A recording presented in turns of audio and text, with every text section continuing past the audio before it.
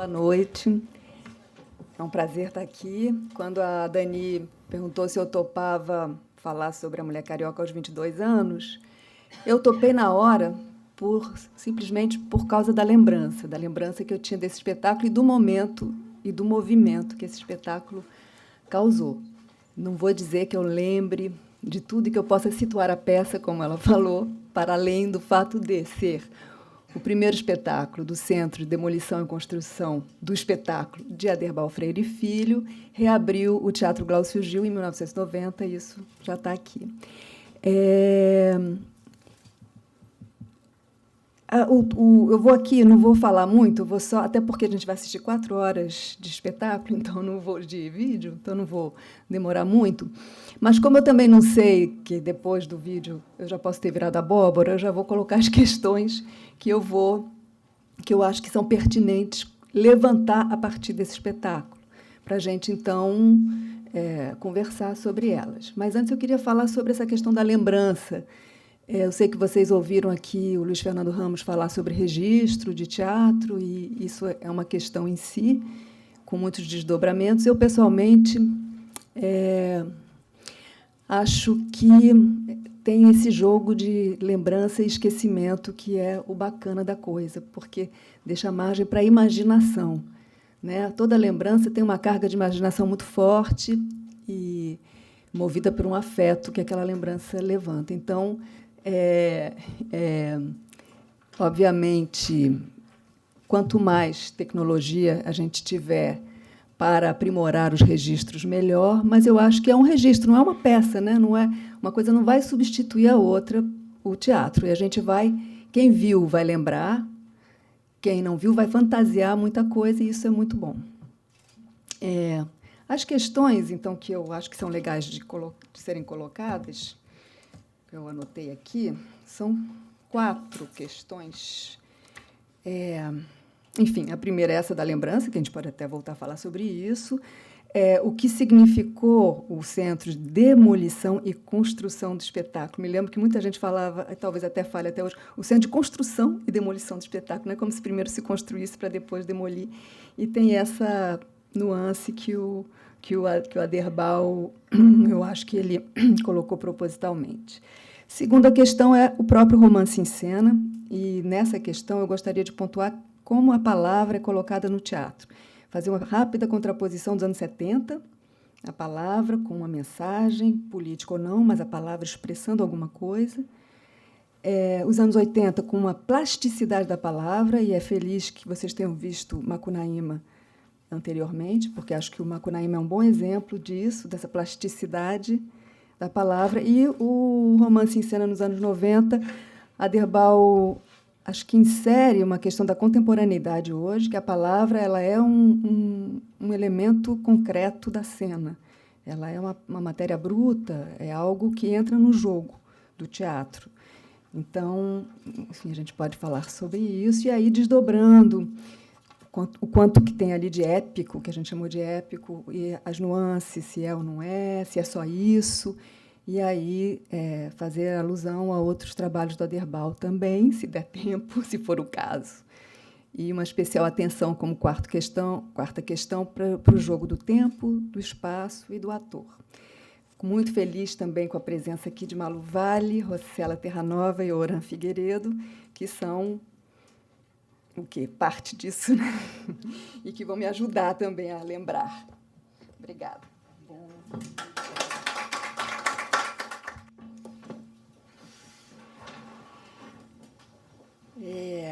Então, depois de 4 horas de registro, né, de lembranças, falar um pouco, pontuar algumas coisas. Eu antes, para quem chegou depois, né, antes da projeção, eu falei das questões que me vieram, as questões que eu pensei propor aqui para falar dentro desse ciclo. Em primeiro lugar, falar de novo que, quando a Dani me chamou, eu aceitei no ato pela lembrança que o espetáculo provoca em mim, né? Quer dizer, quando ela falou, eu pensei não tanto no espetáculo em si, porque até eu ia citar isso, eu fui aluna do Bernard Dort, nos anos 80, e de metodologia da pesquisa, que eu tenho que dar e adinar também. E uma frase dele ficou para mim assim. Ele falou uma vez: nada se esquece tão depressa quanto um espetáculo. E ele estava dizendo que era importante, nas teses, nos trabalhos, ter registro, foto, né? Quer dizer, algum tipo de registro. Naquela época era foto, hoje em dia já é DVD, enfim, até, às vezes, até quando é um trabalho em suporte digital, um link, né, que leva e tal. Então, mas essa frase dele, nada se esquece mais depressa do que um espetáculo, ficou para mim, porque, de fato, a gente esquece, porque a gente revê agora tanta coisa, né, que passou, porém, tem algo que é uma lembrança que fica, uma marca. Então, quando a Dani me chamou, me perguntou se eu toparia falar sobre a Mulher Carioca, eu pensei nisso, nesse momento que eu falei, do espetáculo e do momento, do movimento que o Aderbal criou, na reabertura do Glaucio Gil, com o Centro de Demolição e Construção do Espetáculo, como foi todo um movimento que também não se ateve só a esse espetáculo. A Mulher Carioca foi todo... Não me lembro mais o tempo que ele ficou no Glaucio Gil, vocês ficaram no Glaucio Gil, e depois foram para o Carlos Gomes, que também é uma lembrança engraçada assim, que eu tenho muito do início do espetáculo de inauguração do Carlos Gomes, daquela fala que era "você ganhou um teatro", né? Não sei se era o Gil Rai que falava também, "você acabou de ganhar um teatro", enfim, esse prólogo, né, também que tinha. E, além do trabalho do grupo, tinha as revistas, né, tinha todo um contexto de discussões, de produção, né, não somente sempre tinha, você me corrige se minha memória falhar, mas sempre tinha um dossiê ligado à produção do centro, naquele momento, mas também debates com outros artistas e outros pensadores do teatro, enfim, outras figuras. Então, me veio tudo isso, né? Todo esse movimento. Quando eu falei no início, o momento e o movimento que foi criado pelo Aderbal e o Centro de Demolição e Construção do Espetáculo, que eu acho que é importante pontuar que não é construção e demolição.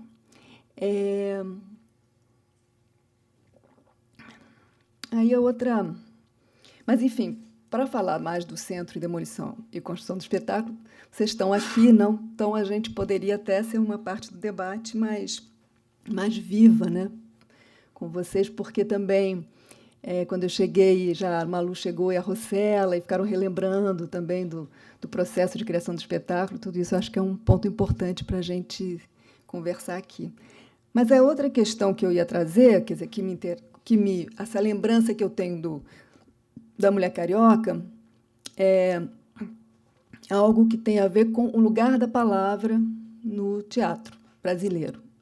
E eu propus, até depois eu fiquei repensando, eu propus um esquema, assim, anos 70, a palavra muito ligada ainda a uma mensagem, quer dizer, tinha uma carga ideológica grande também que a gente viveu em determinado momento do teatro, da situação brasileira, e o teatro refletindo a situação brasileira, tinha uma questão, anos 60, 70, a gente pode fazer uma relação entre a palavra e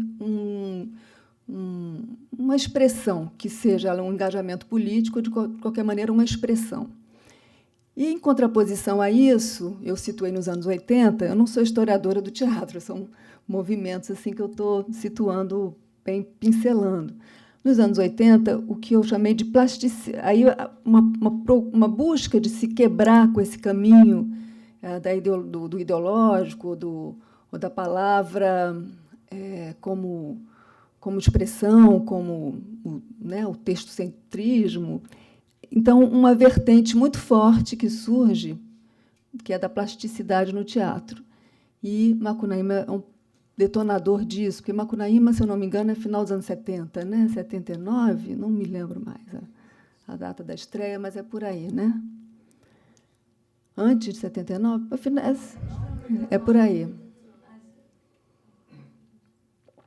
Mas, enfim, e tem toda uma geração, né, que se inspira no que vem, até de discípulos do Antunes, enfim, que traz essa carga da plasticidade, né? Quer dizer, em vez de enfatizar a palavra em cena, enfatizavam a plástica, né?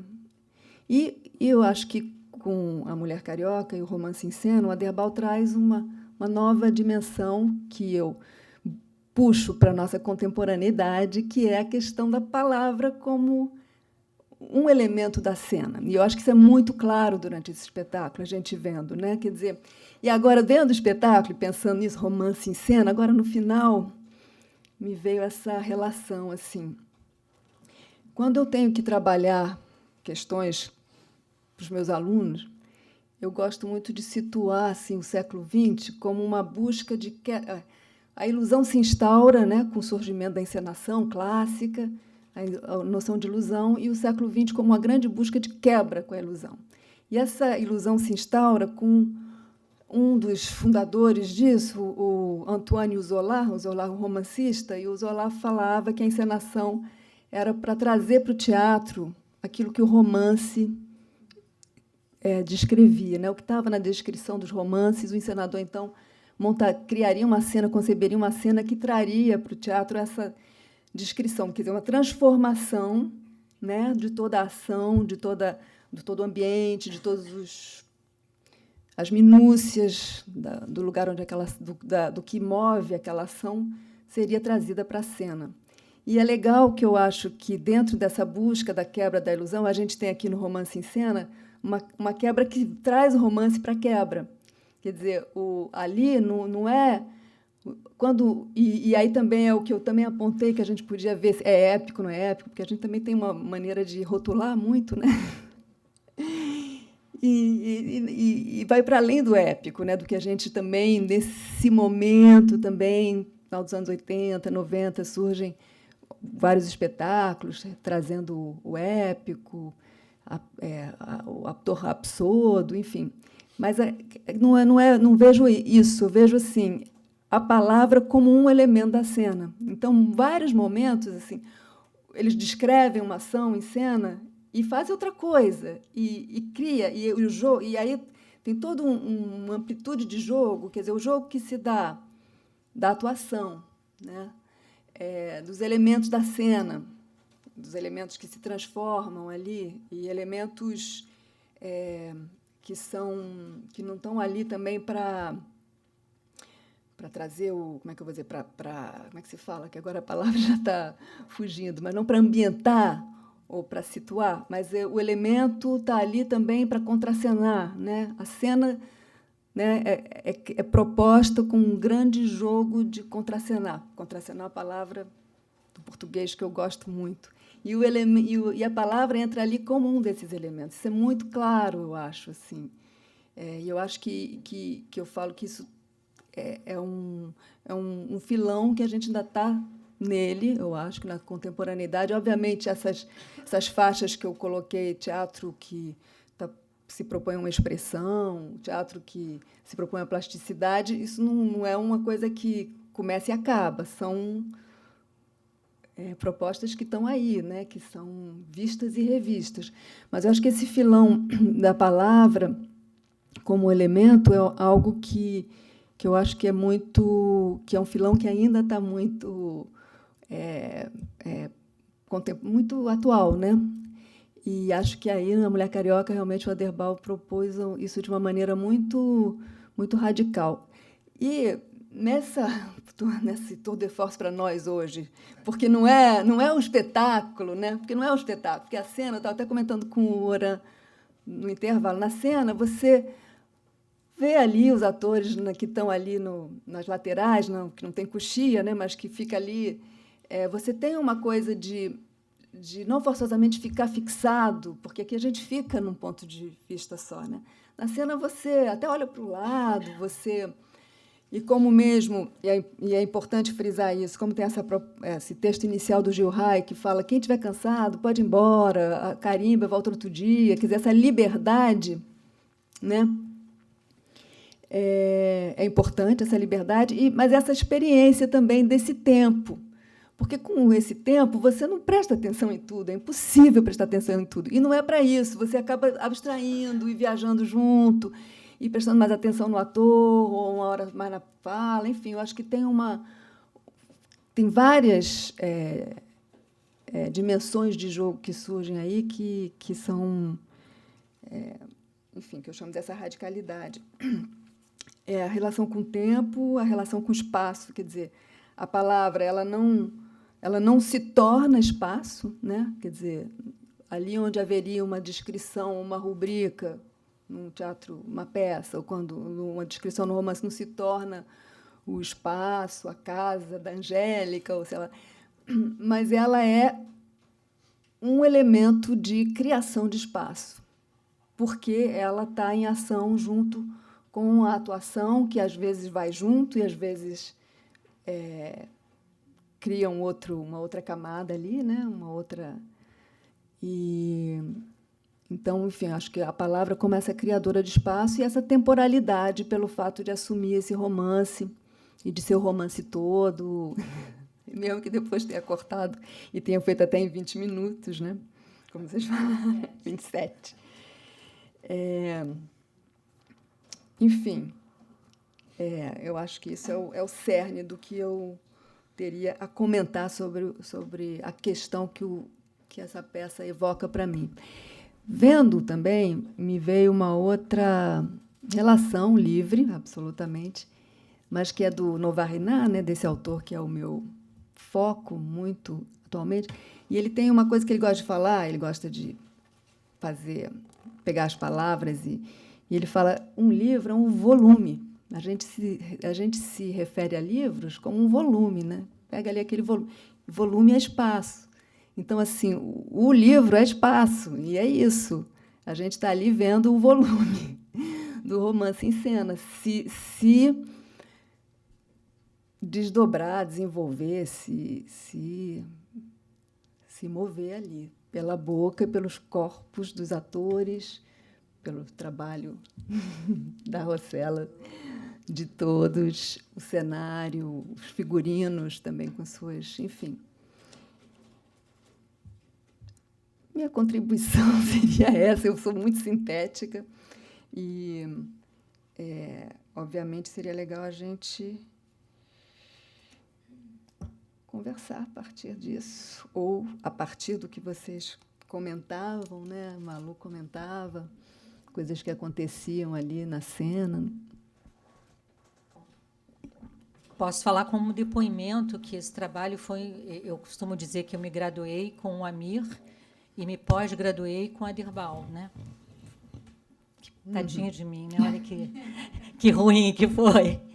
E é um trabalho que, vendo hoje, assim, era muito difícil de fazer. Nossa, imagina. Era extremamente difícil. Eu vi quando terminou, as pessoas ainda batendo palma, a gente estava preocupado em contrarregrar para o espetáculo seguinte. Porque a gente não tinha camareiro, a gente não tinha operador de luz, a gente não tinha nada. Éramos nós que fazíamos realmente todo o espetáculo. Isso era uma ideia do Aderbal, né? Da gente tomar posse do volume completo. Né? Então, isso, inclusive, eu estava doente nessa. Fiquei vendo. Lembra, Aderbal? Eu estava com uma depressão, tinha quase morrido, uma história enorme, não vou poupá-los, mas eu fiquei vendo que a dificuldade que, às vezes, eu tinha de caminhar. E eu falava, Aderbal, quando eu subo na mesa, não está dando para anotar. Não, Malu, não está dando, vai. E aquela hora do Asdrubal com o Alberico, eu lembro que eu e o Tiago, a gente ficava comendo confete, enfiado num canto, porque isso realmente era muito difícil de fazer. Mas, se eu tivesse que voltar atrás e fazer tudo de novo, eu faria. Porque, digamos que a minha matriz de atriz está extremamente vinculada a esse trabalho. Acredito que, não só para mim, como para nós todos que né, fizemos esse trabalho junto, porque foi árduo, aconteceu muita coisa foram 18 meses de ensaio. Né? Aí eu fico pensando, 25 anos depois, será que existiria um grupo de atores com um diretor que ficasse trabalhando num lugar desativado, um escombro, sem ganhar, estimulado pelo fato de estar com um grande diretor fazendo uma nova linguagem? Né? Não sei se isso seria possível, infelizmente, nos dias de hoje. Então, eu vendo assim, falei, ai, que bom que eu fiz, que bom que o Aderbal me convidou para fazer esse trabalho, porque, assim, importantíssimo, foi muito emocionante de ver. Né? Com certeza. Né? E essa coisa do... Vocês pegaram o teatro, né, e reconstruíram ele, Nossa, né? as poltronas tinham sido tiradas e estavam jogadas, igual uma coluninha assim. E aí o Oderbal me ligou e eu fiquei 3 dias que eu não conseguia contar para ninguém, com medo que fugisse o convite. Aí marcamos no Glaucio Gil. Aí eu fui entrando, aquilo tudo escuro. Eu falei, mas será que é aqui mesmo? Aí entrei, quando eu olhei para o palco, tinha uma luzinha assim, uma lampadinha caída, e o Oderbal ali numa mesinha. E não deixou a gente ler antes. Quando a gente foi ler juntos, eu pensava, gente, mas que peça é essa? Assim, teria muito para falar, mas acho que assim, o mais importante é que bom que eu estava aí, que bom que eu fiz a Mulher Carioca. Com certeza. Alguém quer falar mais? Bom, foi duro assistir, né? Porque é muito tempo. É isso mesmo, só digamos, um ânimo de estudo, como questão de crítica, um ânimo de procurar de ver e de recuperar isso, não, as coisas que foram feitas e tal, e que não tem, pela natureza do teatro,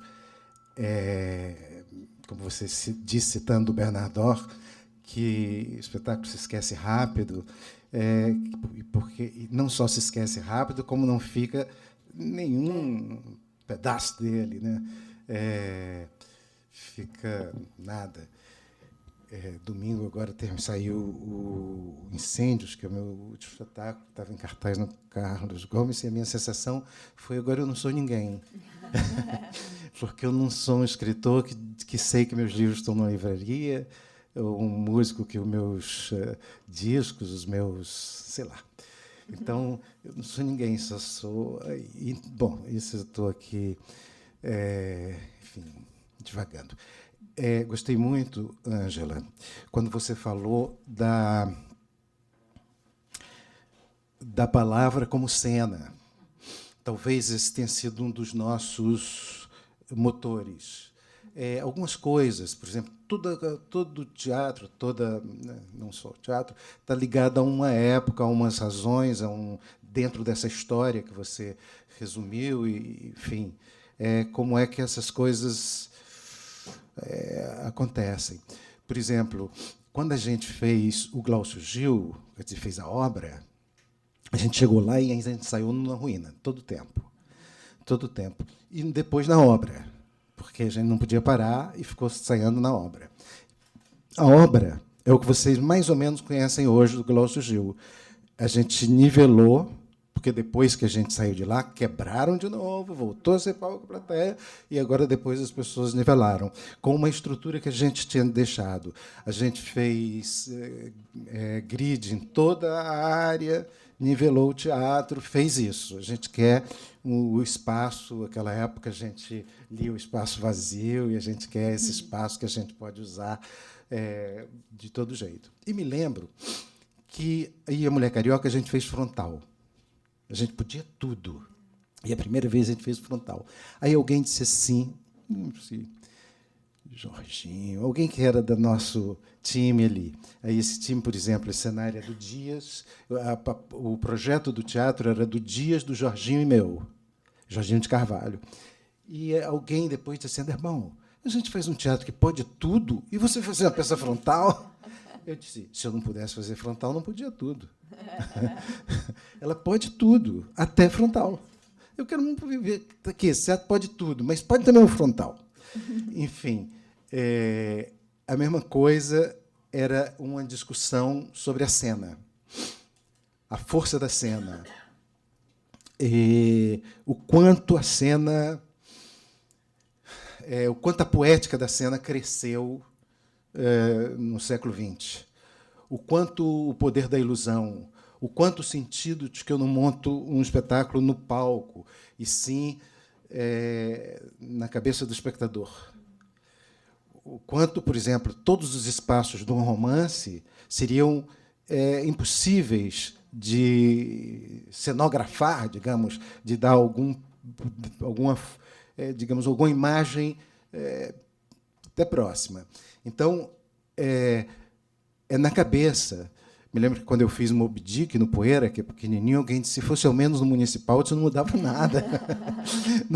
Não mudava nada do municipal para o Poeira. O municipal não cabe o mar, como não cabe no Poeira. Não dá para mostrar uma baleia viva, como não dá no Poeira. Então, dá na cabeça do espectador, né? A baleia viva, o mar, um barco, 60 marinheiros, tudo com 4 atores. Quer dizer, então, é isso que você disse, a respeito, primeiro, da plasticidade, da importância, digamos, dizendo com outras palavras, de uma poética mais ilimitada da cena, uma poética que, enfim, recuperou, digamos, a imaginação do Shakespeare, para dar um exemplo, para dizer que não é nova, que reinventa o teatro, porque ele passou um tempo sendo desinventado. Então, essa poética, ela passou a ser muito usada, supervalorizada, quer dizer, supervalorizada nunca será. Quanto mais você valorizar a poética do palco, não tem limite. Mas eu quero dizer que começou um pouco a desprezar a palavra, isso que você disse. Começou a gente pode tudo com essa poética. Aí eu disse, então, essa poética, a mesma coisa que eu disse, se eu não posso botar a plateia frontal, então não pode tudo no espaço aberto. Eu posso também botar a mesma coisa na poética. Se eu não posso botar palavra nessa nova plasticidade, nessa dança, nesse universo infinito que virou o palco, que virou, no século XX, e lá no século do Chico Pires, e se eu não posso botar, então eu não posso tudo. Então eu quero botar palavra, mas não poucas. Muitas. Eu quero botar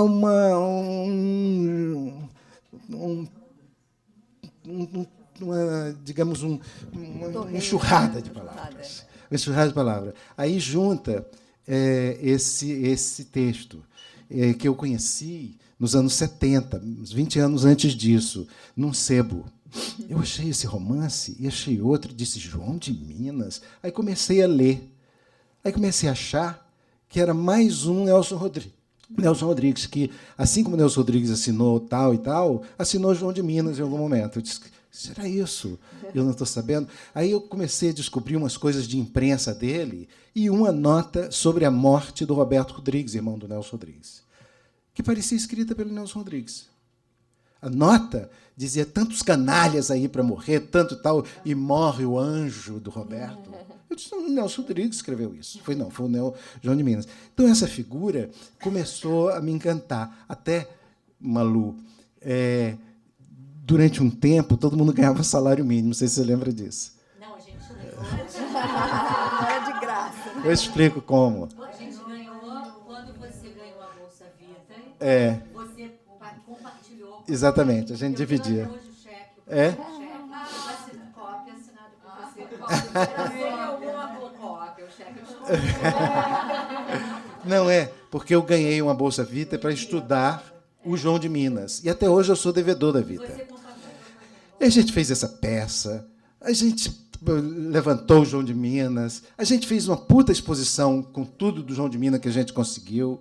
Eu só não fiz o trabalho que deveria ter feito, mas a vida não deixou.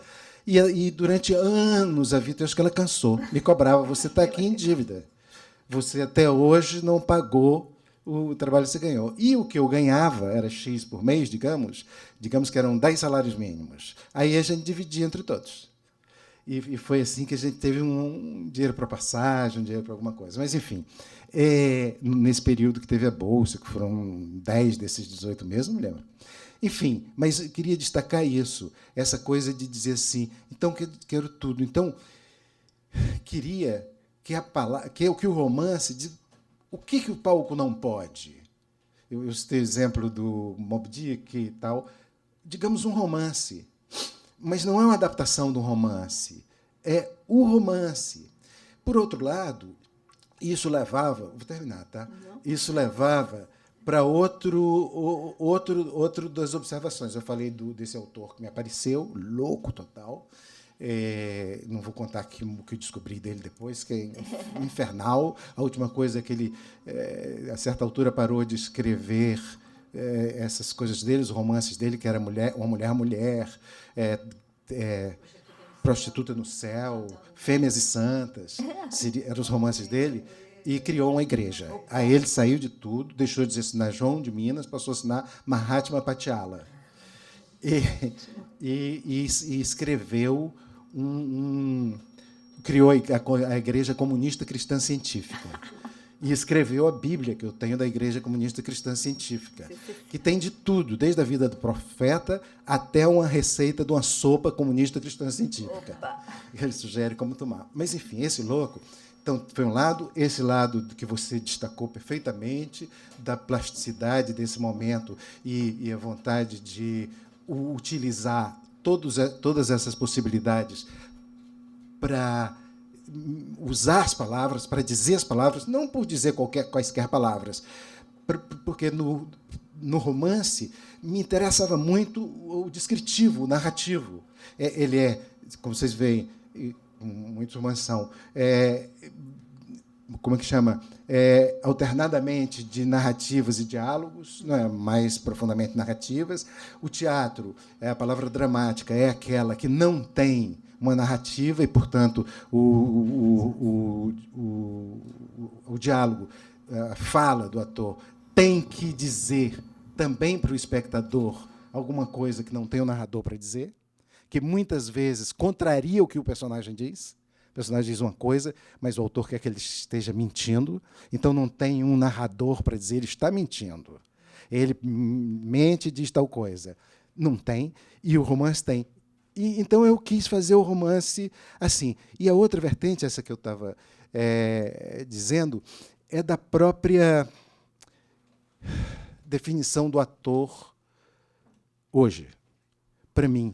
E seria, para mim, também uma definição de teatro. Uma definição desse ator. Se fala de um ator rapsôdico, você até citou, mas, para mim, todo ator e todo teatro, para explorar inteiramente o seu potencial, as suas possibilidades, melhor dizendo, as suas possibilidades, as infinitas possibilidades da cena, dessa cena ilusionista, ou não sei como chame, para explorar isso, o ator tem que ser, ao mesmo tempo, mesmo fora do romance, narrador tem que ser e ator. E personagem. Eu diria, narrador e personagem, eu diria que o Brecht, que para mim é uma figura luminosa, no começo do século XX, e coloca essa questão da ilusão, muitas das questões, além de todas as coisas que se diz a respeito do brechtiano, disso, daquilo, a minha sensação é que ele hoje estaria muito interessado na combinação do dramático e do narrativo, do aristotélico e do não aristotélico. Ele estaria aí, nesse lugar, eu acho. Me ligaria e dizia, Derbal, diz, Bertoldo. O assunto agora é o seguinte. Enfim, ele estaria aí. Por quê? Porque a peça... Porque essa cena exige que você atue nos personagens. Por exemplo, aqui. Os personagens mudam. Eu já fiz outros romances em cena que mudava menos. Cada qual tinha o seu personagem e misturava menos. Aqui não. Aqui todo mundo é Angélica, todo mundo é Cláudia Bill, todo mundo é todo mundo. Frísio. Então, o que é preciso? Que o ator, mesmo não nesse romance, numa peça qualquer, ele possa, em algum momento, se ele não estar diretamente com o seu personagem. Às vezes eu falo que ele nunca deixa de estar um pouco. Ele pode estar vestido do personagem, está ainda com um pouco do sentimento do personagem, mas ele vai puxar uma cadeira, ele vai arrumar alguma coisa, Ele vai... eu me lembro de uma coisa, quando eu fiz antes, alguns anos antes, Mão na Luva. Enfim, na segunda mostra, passou Mão na Luva. E Mão na Luva, eu me lembro no dia que a Dulcina de Moraes foi ver, a grande Dulcina, puta atriz, história do teatro brasileiro. Era Nanini, os atores Nanini, e Juliana Carneiro da Cunha, que hoje é do Teatro Soleil. Eram os dois fazendo. E aí a Dulcina terminou lá e disse, adorei, adorei. Agora, no meu tempo, tinha contra-regra. Porque eles tiravam, mudavam o cenário, fazia tudo e tal. Então, nesse momento, ele é o narrador. Ele diz, agora aqui entra uma cadeira, agora aqui entra isso. Ele está dizendo alguma coisa, ele está narrando, em qualquer teatro. Por exemplo, quer dizer, para utilizar todas as possibilidades. Num teatro, sei lá, eu não vejo um teatro que não. Mesmo no teatro mais fechado, mesmo no teatro... Quer dizer, esse aí já é um teatro aberto, como o Tchekhov, que já é um passo à frente. Mas, assim, eu faço o Tchekhov de um jeito que o ator está narrando muitas vezes, ele está vivendo esse duplo papel. Então, de narrador e de personagem, de dramático e de épico, de aristotélico e não aristotélico. Para mim, o ator, para ter a sua máxima potência e para utilizar em toda a sua utilizar a infinita possibilidade da cena, ele precisa ser assim. E aí eu acho que isso aqui era essa peça, eu volto para ela, juntando essas três, podia até ter mais coisas, ela era, além de uma coisa em si, uma espécie de desmontagem de uma coisa de sempre. Ou seja, eu estou sempre narrando também. Aqui era uma desmontagem, porque aqui era mais escancarado, tinha um estilo de desmontar, tinha umas relações que você fazia direto com o outro, às vezes você compartilhava com a plateia, e mesmo narrando com o outro, a gente tinha uma pequena, não sei se a Malu falou disso no começo, que a gente dizia assim, aqui a gente fala em terceira pessoa, atuando em primeira. Né? Era uma regra nossa. Fala em terceira, atuando em primeira. O doutor Eusébio Cortes, dizendo que é um bêbado, que é isso e que é aquilo, se definindo, que ele se define muito, como todos. Né? Ele está bêbado, definindo tal. Ele atua em primeira pessoa, falando em terceira. Então, acho que isso, além de tudo, era para a gente um exercício desse, digamos, deslimite do ator. Falei demais. Ótimo, muito bem.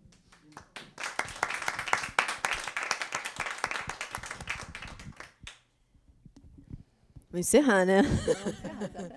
Obrigada por vocês terem vindo, terem ficado até o final. Muito obrigada, Derbal, por ter vindo. Ângela, Malu, Rossella, todo mundo. Tenho nem o que dizer, estou super emocionada e feliz de vocês estarem aqui. Obrigada.